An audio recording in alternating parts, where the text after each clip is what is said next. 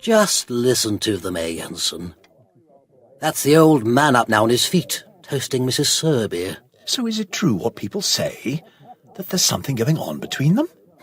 God knows. I mean, he was a bit of a lad in his day, wasn't he? Maybe. He's supposed to be giving this party for his son, so I'm told. Yes, his son arrived home yesterday. Well, I had no idea old Verl even had a son. Oh, yes. He's got a son, all right, but he keeps himself well hidden up at Hoydle, at the sawmill. All the years I've been in service here, he never once been into town. Hey, Pedersen, there's an old man here, and he's... Oh, for God's sake, not now. What's he want? Good God, what are you doing here? I really need to get into the office, Pedersen. The office closed an hour ago, and anyway... That's what they told me at the gates, old man, but Grodberg's still in there. Be a decent chap, Pedersen, and let me just slip in through here. I've gone in this way before. Oh, all right. On you go. But make sure you leave by the proper way. We've got guests. I know. Yes. Thanks, Pedersen, old man. You're a good friend. Thanks. Half-wit. What? Does he work in the office too? No, they farm out the odd copying job to him when it's urgent. Mind you, he used to be a somebody in his day, did old Ekdal. Well, he's got that sort of look about him. Yes, indeed. Used to be an officer in the army, would you believe? You're joking. Him? An officer? Honest to God. Then he went into the timber business or something. Supposed to have done the dirty on old Verl, at least, so they say. They were partners up at Hoydle at one time, you see. Oh, yes, I know old Ekdal, all right. Many's the glass of schnapps or beer we've had together, down at Mar Eriksson's. He can't have money to throw around, surely. Good God, Jensen. It's me that does the throwing around, you can believe that. No.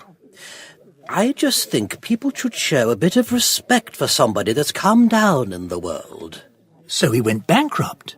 Is that it? No, worse than that. He went to jail. Hard labour. Hard labour? Or put in prison, anyhow. Shh.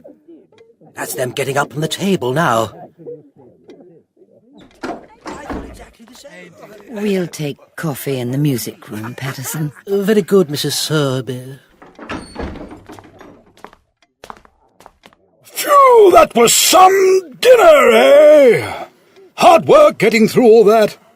Well, it's amazing what you can manage in 3 hours if you put your mind to it. But it's what comes after, my dear sir. I believe they're serving coffee and liqueurs in the music room. Bravo!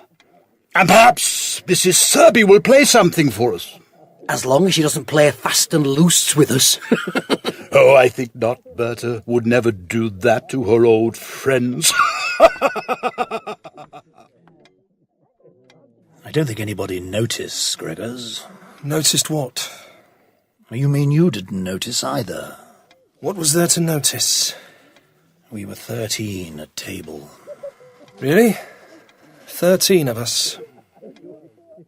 We're usually only 12. Come through here, gentlemen, please. You shouldn't have invited me, Gregors. What? I'm told this dinner party's in my honour, so why shouldn't I invite the only good friend I've got? I don't think your father's too happy about it.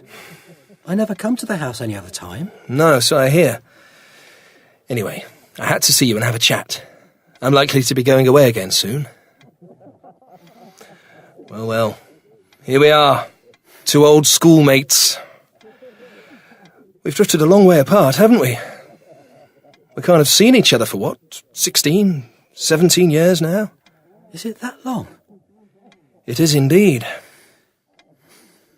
So how are you doing these days? You're looking well. You've put on weight. One might even say you've got stout. Well, you'd hardly call it stout.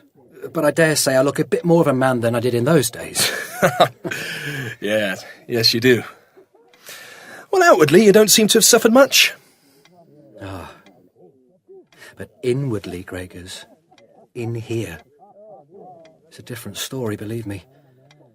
I mean, you know all the terrible things that have happened to us since we last met?